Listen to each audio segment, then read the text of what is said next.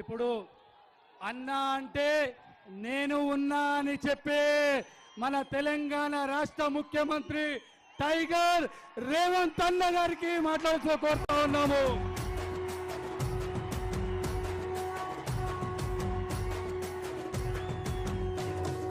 మూడు రంగుల జెండా బట్టి సింగమోలే కదిలినాడు ఒక్కరో కాంగ్రెస్ సూర్యుడు మన రేవంత్ అన్న నిగ్గదీసి అడిగే మునగాడు. వీడు భూమిన వానైతాడు బీద సాదల ధైర్యం వీడు దొంగ దొరల భరతం పడతాడు. మన రేవంత్ అన్న పేద ఇంటికి పండుగ తెస్తాడు. సోనియమ్మ దివెనతోని రాహులన్న సైనికుడయ్యి పెద్ద కొడుకై యుద్ధం చెయ్య సిద్ధమాయే రేవంత్ అన్న. మూడు రంగుల జెండా బట్టి సింగమోలే కదిలినాడు ఒక్కరో కాంగ్రెస్ సూర్యుడు మన రేవంత్ అన్న నిగ్గదీసి అడిగే మునగాడు.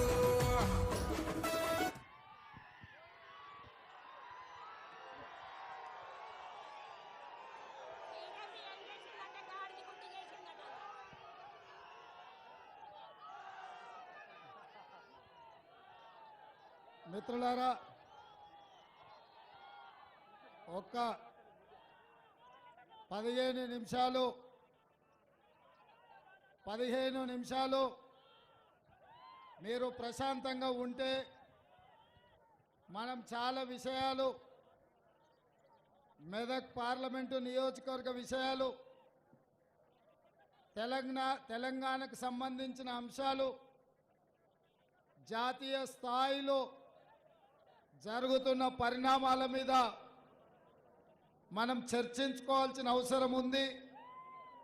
భవిష్యత్ కార్యాచరణను నిర్ణయించుకొని మనందరం ప్రణాళికబద్ధంగా ముందుకు వెళ్ళాల్సిన అవసరం ఉన్నది. కాబట్టి ప్రశాంతంగా 15 నిమిషాలు నాకు మాట్లాడడానికి అవకాశం ఇవ్వాల్సిందిగా మా మిత్రులందరినీ నేను కోరుకుంటున్నా. ఈరోజు మెదక్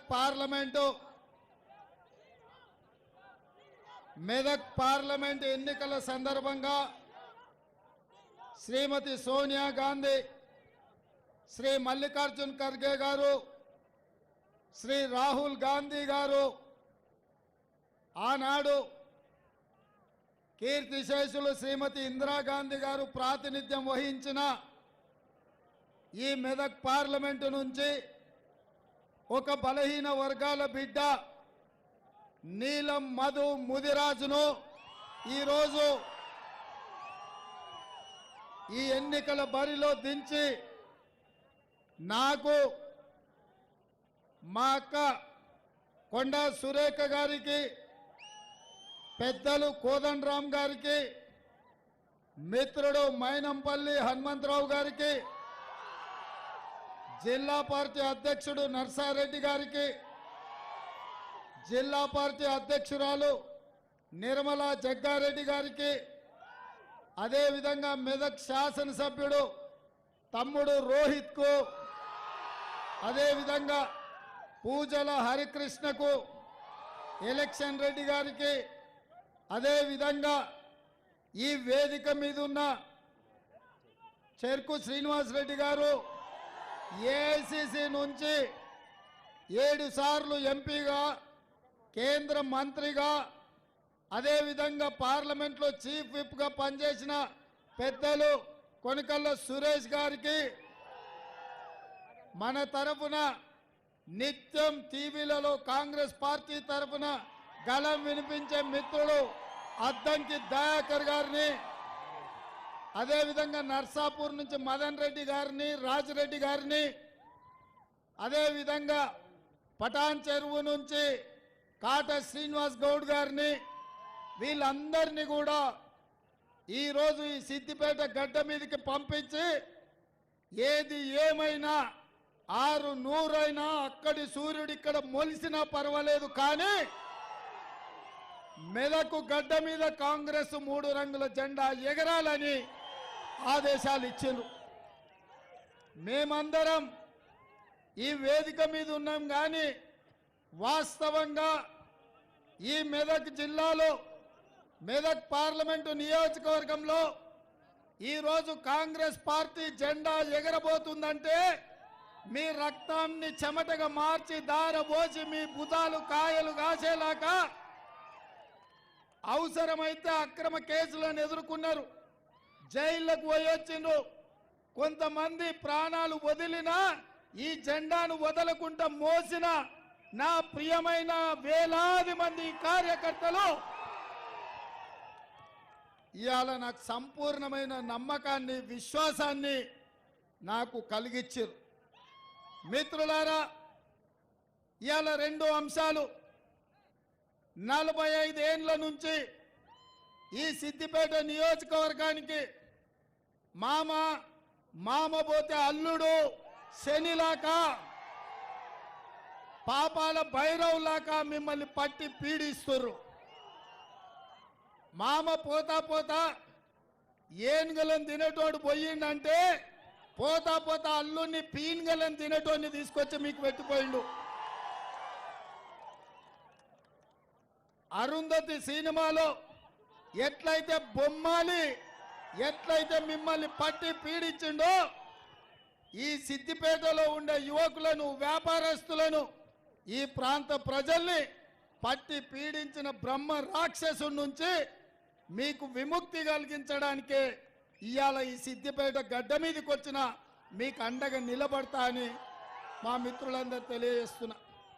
మిత్రులారా, మీరు ఆలోచన చేయండి.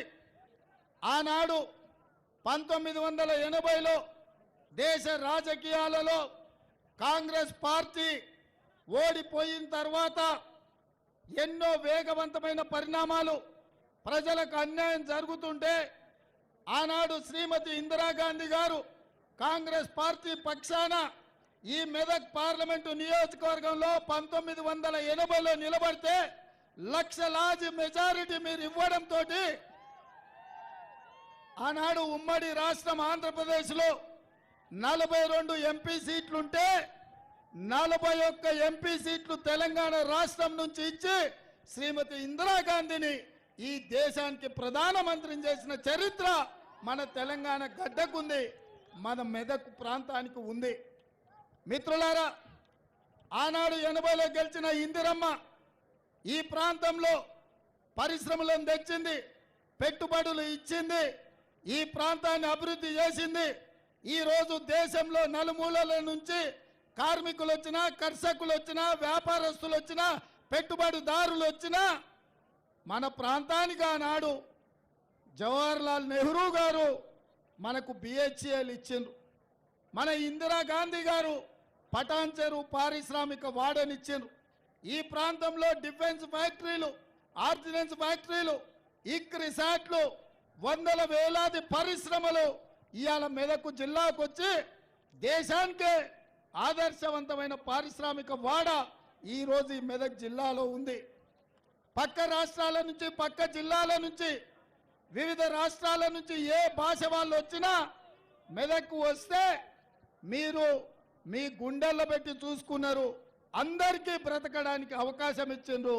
మీరు గొప్ప మనసున్నోళ్ళు, ఈ ప్రాంత ప్రజలు మంచికి మారు పేరని ఇవాళ నేను చెప్పదలుచుకున్నా. అందుకే మిత్రులారా, ఇవాళ ఇందిరమ్మ నాయకత్వం వహించి ఈ దేశ ప్రధానమంత్రిగా ఈ మెదక్ పార్లమెంటు నుంచే ఇందిరాగాంధీ గారు నాయకత్వం వహించారు. మరి అట్లాంటి మెదక్ పార్లమెంటు ఒక బలహీన వర్గాల యువకుడికి ఏ తండ్రుల తాతల ముత్తాతల పేరు మీద రాలే, వందల వేల కోట్ల రూపాయలు చూసి ఇవ్వలే. బలహీన వర్గాలు ఒక ముదిరాజు బిడ్డకు మెదక్ పార్లమెంట్ నుంచి ఎన్నిక చేయాలి. ఇందిరాగాంధీ ప్రాతినిధ్యం వహించిన పార్లమెంటు నుంచి ఒక బలహీన వర్గాల బిడ్డను పార్లమెంటుకు పంపించాలన్న ఆలోచనతోని శ్రీమతి సోనియా గాంధీ గారు ఈరోజు ఈ సీట్ ఇచ్చిండ్రు. మిత్రులారా, అందుకే నేను అడుగుతున్న మిత్రులారా, ముఖ్యంగా మా గౌడన్నలను, మా నేతన్నలను, మా గీతన్నలను, మా యాదవ సోదరులను నేను అడుగుతున్నా, మా ముదిరాజు బిడ్డలతో నేను అడుగుతున్నా, కష్టాలలో నష్టాలలో మీకు అండగుండే నీలం మధు కావాలనా, లేకపోతే మీ భూములు గింజుకొని మిమ్మల్ని మల్లన్న సాగర్లో ముంచి మీ మీద అక్రమ కేసులు పెట్టి పోలీసుల ఉక్కు పాదాలతో తొక్కించి లాఠీ చార్జీలు చేసి ఇదే సిద్దిపేటలో రంగనాయక సాగర్లో మీ భూములు గుంజుకొని అక్రమంగా ఫామ్ హౌజులు కట్టుకున్న వాళ్ళు మీకు కావాలన్నా ఒక్కసారి ఆలోచన చేయండి మిత్రులారా. ఇవాళ ఈడ మున్సిపాలిటీలో మీరు కౌన్సిలర్లకు నామినేషన్లు అయితే పోలీసులు వచ్చి బెదిరిస్తారు. ఈడ సర్పంచ్కి నిలబడితే పోలీస్ స్టేషన్లలో వేసి కొడతారు. ఇవాళ ఇక్కడ ఎమ్మెల్యేకు నిలబడాలనుకుంటే అక్రమ కేసులు పెట్టి జైళ్లకు తోలుతారు. ఇది నిర్బంధమా? ఇక్కడ ఏమన్నా దొరల రాజ్యమే నడుస్తుందా? ఎన్ని రోజులు దొరల దౌర్జన్యం నడుస్తుంది? మీరు ఒక్కసారి ఆలోచన చేయండి. ఇవాళ ఈ దౌర్జన్యాలను మీ అన్న మీ రేవంత్ అన్న ఈ రాష్ట్ర ముఖ్యమంత్రికి ఉన్నప్పుడు ఈ దొరల గడిల బద్దలు కొట్టకపోతే ఈ సిద్దిపేట గడ్డ మీద 3 రంగుల జెండా ఎగరకపోతే శాశ్వతంగా ఈ సిద్దిపేట ప్రాంతం బానిసలుగా బ్రతకాల్సిన పరిస్థితి వస్తుంది. ఆలోచన చేయండి మిత్రులారా. ఇవాళ ప్రజాస్వామ్యం కోసం, ప్రజల స్వేచ్ఛ కోసం ఈ మెదక్ పార్లమెంట్లో నీలం మధు గెలవాలి. దొరల గడీలను బద్దలు కొట్టాలంటే బలహీన వర్గాల అభ్యర్థి నీలం మధు గెలిచి తీరాల్సిందే. ఎన్నాళ్ళు ఈ పెత్తనం, ఎన్నాళ్ళు ఈ ఆధిపత్యం, ఎన్నాళ్ళు సామాన్యుడు ఎన్నికల్లో నిలబడలేని పరిస్థితి ఈ మెదక్లో తీసుకొచ్చి పెట్టిన మాట వాస్తవం కాదా? ఎవడయ్యా వెంకట్రామరెడ్డి? ఏ ఊరోడు? ఎక్కడి నుంచి వచ్చిండు? ఎవడు వాడు? ఎక్కడికి వచ్చిండు? ఎక్కడ నిలబడ్డాడు? ఏం చేసిండు మీకు? ఏం తెచ్చిండు మీకు? మల్లన్న సాగర్లో ముంచినోడు కాదా? రంగనాయక సాగర్లో మిమ్మల్ని పాత రేసినోడు కాదా? వేలాది మంది పోలీసులను దించి ఏటిగడ్డ కిష్టాపూర్ మల్లన్న సాగర్ ప్రాంతంలో రైతులను బందిపోట్లను చూసినట్టు చూసి బందిపోటు దొంగల్లాక బేడీలేసి పట్టుకపోలేదా మల్లన్న సాగర్లో రైతులను? ఏటిగడ్డ కిష్టాపూర్ రైతులు మర్చిపోయింది అనుకుంటున్నారా? ఏం చూసి ఇచ్చిండే హరీష్ మామ అల్లుళ్ళు వెంకటరామరెడ్డికి టికెట్? ఏం చూసి ఇచ్చిండ్రు? నగదే కదా. ఎక్కడివి ఇవన్నీ? మీ భూములు గుంజుకొని మీ భూముల మీద వ్యాపారాలు చేసి మీ ప్రాంతాన్ని కొల్లగొట్టి మీ మొత్తం ఈ ప్రాంతంలో 100 ఎకరాలు ఆక్రమించుకున్నాడు ఎవడయా? వెంకటరామరెడ్డి గాడా? వాళ్ళ కంపెనీ పేరు రాజపుష్ప కాదా? కూతవేటు దూరంలో 100 ఎకరాలను కొల్లగొట్టి కలెక్టర్గా ఉండి మీ ఉసురు తీసినోడు, మిమ్మల్ని హింసించినోడు, మిమ్మల్ని చెట్టుకొగని గట్టి కొట్టినోడు, ఆనాడు నిజాం దగ్గర కాసిం రిజ్వీ ఎట్లనో ఈ చంద్రశేఖరరావు హరీష్ రావు దగ్గర కాసిం రిజ్వీ లాక ఈ వెంకట్రామరెడ్డి మీ జీవితాలతో చెలగాటం ఆడినోడు కాదా? ఇవాళ అట్లాంటోని కరీంనగర్ నుంచి తెచ్చి మీ దగ్గర ఎమ్మెల్యేకి ఎంపీకి నిలబెడితే మీరు అమాయకులా? మీకు ఆలోచన లేదా? ఇంత పెద్ద మెదక్ పార్లమెంటు నియోజకవర్గంలో టిఆర్ఎస్ పార్టీలో ఒక్కడు కూడా సన్నాసోడు లేడా ఎంపీకి నిలబెట్టడానికని నేను అడుగుతున్నా. ఈ సన్నాసులు, ఈ సోయిలేని వాళ్ళు, ఈ దద్దమ్మలు, ఈ నీచులు ఇవాళ మీ మీద పెత్తనం చేస్తున్నారు. అట్లాంటి వెంకట్రామరెడ్డికి ఈ ప్రాంతంలో డిపాజిట్ గల్లంతు చెయ్యాలని మా సిద్దిపేట సోదరులను నేను అడుగుతున్నా. అందుకే మిత్రులారా, ఇవాళ ఈ సిద్దిపేటకు పట్టిన చీడ పీడ కేసీఆర్ హరీష్ రావులు ఇవాళ మామ అల్లుళ్ళు చెప్తారు. మా మామ సాతిముత్యం, నేను ఆనిముత్యం అని. నేను అంటున్నా, ఇవాళ మీ భూములు గుంజుకున్న వాళ్ళు మీ దగ్గరకు వచ్చారు. ఇన్నాళ్ళు మీకు అవకాశం రాలే.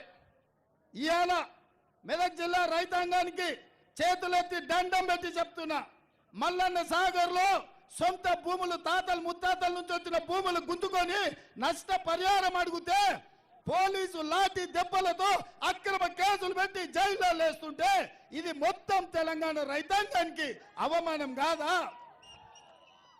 అట్లాంటోని మీ ప్రాంతం నుంచి ఎంపీగా ఒకవేళ ఓట్లేసి గెలిస్తే ఏమంటాడు? వీర్ర వీగడా, మీసాలు మెలిపెట్టడా? నా కొడకల్లారా, మిమ్మల్ని బూట్ల కింద తొక్కినా సిగ్గు లేకుండా నాకు ఓట్లేసిందని మీ తల మీద కాలు పెట్టి తొక్కడా రేపు? మీరు ఒక్కసారి ఆలోచన చెయ్యండి. అందుకే మిత్రులారా, ఇవాళ అవకాశం వచ్చింది. తోక దొక్కి వదిలిండ్రంటే ఈ కాలనాగు మిమ్మల్ని పగబడుతుంది. అందుకే ఈసారి ఈ పార్లమెంట్ ఎన్నికల్లో పడగ మీద కొట్టండి. పడగ మీద కొట్టినప్పుడే ఈ భూములు మింగే అనకొండకు ఇవాళ గుణపాఠం చెప్పిన వాళ్ళం అవుతాం. అందుకే మిత్రులారా, నేను హైదరాబాద్ బయలుదేరి ఆదిలాబాద్ పోతున్నప్పుడు ఒక మిత్రుడు అన్నాడు, అన్న ఎందుకు సిద్దిపేట మీటింగు, ఆడ ఎవరు రారేమో బాగుండదేమో అని. ఆదిలాబాద్ పోయినప్పుడు విమానం ఎక్కేటప్పుడు మా సీతక్క అన్నది, అన్న ఓసారి కనుక్కోరా అని పోరాదే ఆడగిన మరి ఉన్నారో లేరో జనాలని. అంటే నేను ఒక మాట చెప్పిన, అక్క మొట్టమొదటిసారి గడీల బద్దలు కొట్టే అవకాశం వచ్చింది. ఏ మల్లన్న సాగర్ దిగితే ఆ మల్లన్న సాగర్ వరదలై సిద్దిపేట పాత బస్టాండ్ చౌరస్తల పారితే ఎట్లా ఉంటుందో అట్లా వేలాది మంది బిడ్డలు తప్పకుండా వస్తారనే నమ్మకం ఉంది. అందుకే నేను వచ్చి ఎంబడే 5 నిమిషాలు చూసుకొని హెలికాప్టర్లో పోయేది ఉండే. నేను హెలికాప్టర్ ఆయనకు చెప్పిన, నువ్వు ఓవా మళ్ళీ నేను నిదానంగా వస్తా, మా వాళ్ళందరినీ కలిసాను. హైదరాబాద్లో ప్రోగ్రాం ఉంది, కుత్బుల్లాపూర్లో యాత్ర ఉంది.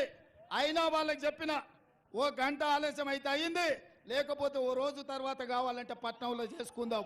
నేను ఈ సిద్దిపేట గడ్డ మీద మీ మధ్యలో నిలబడి మీతో ఆనందం పంచుకోవాలని. ఎందుకంటే మీరు ఎన్నో కష్టాలను, ఎన్నో అక్రమ కేసులను ఎదుర్కొని మీరందరూ ప్రవాహమై ఈరోజు ఈ సిద్దిపేట పాత బస్టాండ్ చౌరస్తాకు వచ్చారు. మీ నిర్బంధాల మధ్య ఈ ఆధిపత్యాన్ని ఛేదించుకొని ఈ సిద్దిపేట ప్రజలు స్వేచ్ఛగా పాత బస్టాండ్ చౌరస్తాకు వస్తే, ఇతర ప్రోగ్రాములు నేను హడావిడిగా పోతే నేను నిజంగా మీ పౌరుషాన్ని గుర్తించను నైతా. అందుకే ఇవాళ సిద్దిపేటల బిడ్డల పౌరుషాన్ని చూసినా నాకు సంపూర్ణమైన విశ్వాసం కలిగింది, సంపూర్ణమైన నమ్మకం కలిగింది. నేను ఈరోజు మాట చెప్తున్నా, మీడియా మిత్రులారా రాసుకోండి. ఈ మెదక్ పార్లమెంటులో నీలం మధు 1,00,000 మెజార్టీతోని ఎంపీగా గెలిచే బాధ్యత సిద్దిపేటలో కాంగ్రెస్ పార్టీకి మెజార్టీ వస్తుంది. ఆ మెజార్టీ పార్లమెంటు మొత్తం మీద 1,00,000 ఓట్ల మెజార్టీతోని నీలం మధు గెలవబోతుండని నేను ఈరోజు చెప్తున్నా. 20 ఏళ్ళు ప్రతిపక్షంలో నాకు అనుభవం ఉంది. ప్రజలు ఎట్లాలం చేస్తారో నేను గుర్తుపడతా. వాళ్ళలో ఉన్న కసి ఒక్కొక్కడు 100 మందికి సమానం. ఇవాళ ఈడికి వచ్చిన వాళ్ళు 20,000 30,000 అని మీరు లెక్కేసుకుంటున్నాము. ఒక్కొక్క కార్యకర్త 100 ఓట్లకు సమానం. ఒక్కడొక్కడు కాదురా, 100 మంది ఒకేసారి రండి. ఒక్కొక్కడు కాదురా, ఒకేసారి 100 మంది రండి అని మా కార్యకర్తలు ఇవాళ ఈ పాత బస్టాండ్ చౌరస్తాలో తెలంగాణ సమాజానికి ఈరోజు మా వాళ్ళు ఈ బీఆర్ఎస్ నాయకులకు సవాలు విసురుతున్నారు. అందుకే మిత్రులారా, ఇవాళ ఆయన కథ అట్లుంది, ఇంకొక ఆయన కథ ఎట్లుందంటే ఎక్కడ పోయినా ఇంకొక ఆయన కథ గిట్లుంది. ఎవరైనా మనకు సోనియమ్మ బయ్యారం ఉక్కు కర్మాగారం ఇచ్చింది ఖమ్మంలో. మనకు సోనియమ్మ వరంగల్లో కాజిపేట రైల్వే కోచ్ ఫ్యాక్టరీ ఇచ్చింది. మనకు సోనియమ్మ ఆదిలాబాదులో గిరిజన యూనివర్సిటీ ఇచ్చింది. మనకు సోనియమ్మ రంగారెడ్డి జిల్లాలో ఐటీఐఆర్ కారిడార్ ఇచ్చింది. మనకు సోనియమ్మ మహబూబ్నగర్లో పాలమూరు రంగారెడ్డి ఎత్తిపోతల జాతీయ ప్రాజెక్ట్ ఇచ్చింది. మనకు సోనియమ్మ నల్గొండలో ఐఐటి ఇచ్చింది, మెదక్కు ఐఐఎం ఇచ్చింది. కానీ వీటన్నిటిని నరేంద్ర మోడీ గారు కాలగర్భంలో కలిపేసి మనకేమిచ్చిండయా అంటే, నరేంద్ర మోడీ ఏమిచ్చిండు? మన దుబ్బాకల ఆదోర కూడా ఢిల్లీ నుంచి మోడీ నుంచి 100 కోట్లు తెస్తా అంటే ఆదోర కూడా దుబ్బాకల పట్టం కట్టిండ్రు. దుబ్బాక రైతులకు దుబ్బాక నిరుద్యోగ యువకులకు ఏమిచ్చిండా? ఢిల్లీ దొర గిదే ఇచ్చిండు, దుబ్బాక దొర కూడా గిదే ఇచ్చిండు. నేను అడుగుతున్నా, వాడు పోతే వీడు, వీడు పోతే వాడు, తాత పోతే అల్లుడు, అల్లుడు పోతే మనవడు, మనవడు పోతే వాళ్ళ సుట్టపోడు. ఈ చంద్రశేఖర్ రావు, ఈ హరీష్ రావు, ఈ రఘునందన్ రావు, ఈ తారక రామారావు వీళ్ళ కోసమేనా ఈ ప్రాంతం ఉన్నదని నేను అడుగుతున్నా. పేర్లు మాత్రమే వేరు, రంగు మాత్రమే వేరు, వీళ్ళ రుచి వాసన ఒక్కటే, వీళ్ళ ఆలోచనలు ఒక్కటే. పొద్దుపూట 2 పార్టీలు, రాత్రిపూట ఒకటే పార్టీ. పొద్దుపూట మనకు చూడడానికనే 2 పార్టీలు, రాత్రిపూట మాత్రం ఒకటే పార్టీ. ఇవాళ ఆ రావైనా ఈ రావైనా ఏ రాయి అయితే ఉందా తల వల కొట్టుకోవడానికి ఈ రావులు అవసరమా? మీరు ఒక్కసారి ఆలోచన చేయండి. అందుకే ఇవాళ మిత్రులారా, ఇవాళ నేను ఒకటే మాట చెప్పదలుచుకున్నా, ఈ వేదిక మీద నుంచి మాట ఇవ్వదలుచుకున్నా. నీలం మధు ముదిరాజు నీడ గెలిపించండి. మా ముదిరాజు సోదరులకు రాష్ట్రంలో మంత్రి పదవి ఇచ్చే బాధ్యత నాది. బీసీ-డి గ్రూప్ నుంచి మీకోసం కొట్లాడి సుప్రీంకోర్టు నుంచి బీసీ-డి గ్రూప్ నుంచి ముదిరాజులను ఏ గ్రూపులకు తెచ్చే బాధ్యత నీలం మధు తీసుకుంటాడు. మా యాదవ సోదరులకు మొన్నటికి మొన్న అనిల్ కుమార్ యాదవ్ను 10,000 కూడా ఖర్చు లేకుండా ఆ పైసలు కూడా పార్టీ కట్టి రాజ్యసభ ఇచ్చి ఢిల్లీకి పంపించినాం. మా మిత్రుడు పొన్నం ప్రభాకర్ గౌడును రాష్ట్ర మంత్రివర్గంలో తీసుకున్నాం. మా సోదరుడు మహేష్ కుమార్ గౌడును ఎమ్మెల్సీగా చేసినాం, వర్కింగ్ ప్రెసిడెంట్ను. అక్క కొండా సురేఖమ్మ మా నేత కార్మికురాలు, మా అక్కను ఇవాళ మంత్రిగా చేసి మీ మెదక్ జిల్లాకు ఇన్ఛార్జిగా పెట్టినాం. ఈ పార్టీ దామోదర్ రాజు నరసింహ గారు ఒక మాదిగ బిడ్డ, ఆనాడు ఉమ్మడి రాష్ట్రంలో ఉప ముఖ్యమంత్రి, ఈరోజు రాష్ట్రంలో అత్యంత కీలకమైన వైద్య ఆరోగ్య శాఖ మంత్రి.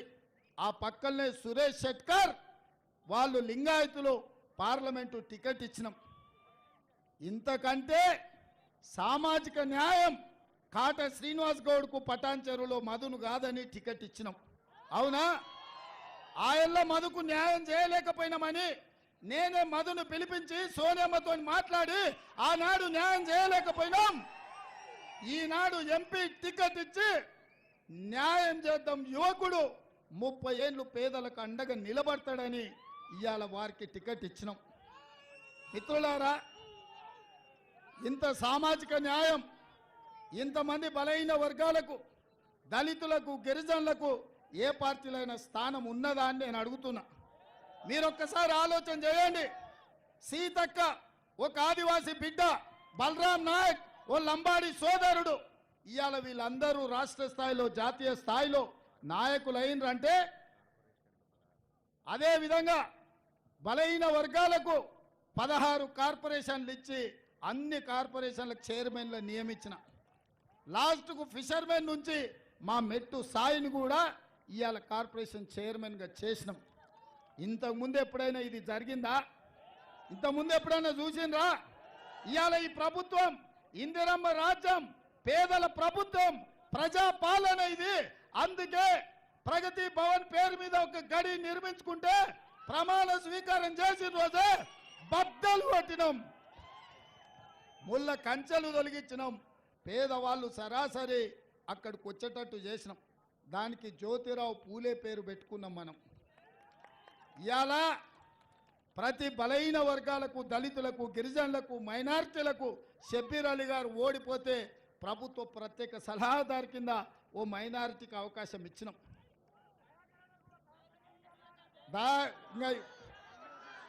దయాకర్కు జర పెద్దది ఇద్దామని, అద్దంకి దయాకర్కు మీ మాట ప్రకారం అద్దంకి దయాకర్దే ముఖ్యమంత్రి కుర్చీ, నా పని అంతా సగం ఆయనే చూస్తాడు. అద్దంకి దయాకర్ మీ రేవంత్ అన్న వేరు వేరు కాదు, మేమిద్దరం ఒక్కటే. తప్పకుండా ఆయనకు మంచి పదవి ఇచ్చే బాధ్యత నాది. కష్టపడ్డోళ్లకు కష్టపడ్డోళ్ళకు అవకాశం కల్పించే బాధ్యత నాది. అందుకే ఇవాళ మిత్రులారా, ఇవాళ మోడీ గారు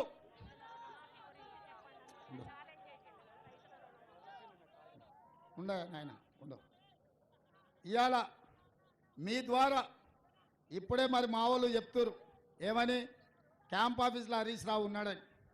ఆయనకు ఒకటే మాట చెప్తున్నా, నేను 15 ఆగస్టు లోపల 2 లక్షల రైతు రుణమాఫీ చేస్తా అన్నాడు. ఆయన నువ్వు చేయలేవు అన్నాడు, నేను చేస్తా అన్నా. ఆయన రాజీనామా చేస్తా అన్నాడు.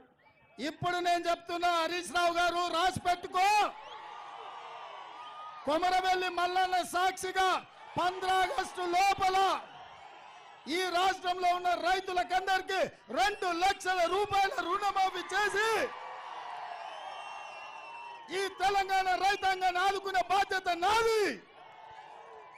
ఈ సిద్దిపేటకు పట్టిన శని, ఈ శనీశ్వరరావును పాతాళానికి తొక్కే బాధ్యత నాది. 15 ఆగస్టు నాడు ఈ దేశానికి స్వాతంత్రం వచ్చింది. 15 ఆగస్టు నాడు ఈ శనీశ్వరరావు నుంచి ఈ సిద్దిపేటకు కూడా స్వతంత్రం రాబోతుంది. 15 ఆగస్టు నాడు తెలంగాణ రైతాంగానికి రుణాల నుంచి విముక్తి కలిగి బ్యాంకుల నుంచి స్వతంత్రం రాబోతుంది. అవునా? కాసుకో హరీష్ రావు, కాసుకో. 15 ఆగస్టు వరకు నీ ఆటలు, నీ పప్పులు సిద్దిపేట గడ్డ మీద. మళ్ళా వస్తా, సిద్దిపేటకు కొత్త ఎమ్మెల్యేని గెలిపిస్తా, నువ్వు రాసుకో. 15 ఆగస్టు నాడు మీడియా మిత్రులారా రాసుకోండి, రుణమాఫీ చేసి మళ్ళా ఇదే చౌరస్తాల పాత బస్టాండ్ల సమావేశాన్ని పెడతా. రైతులతో 1,00,000 మందితో ఇక్కడనే పెడతా. 2 లక్షల రుణమాఫీ చేసి 1,00,000 మందితో ఇదే చౌరస్తాల మళ్ళా సమావేశం పెడతా, రైతు రుణమాఫీ చేసి. హరీష్ రావు రాజీనామా సిద్ధంగా రాసి పెట్టుకో.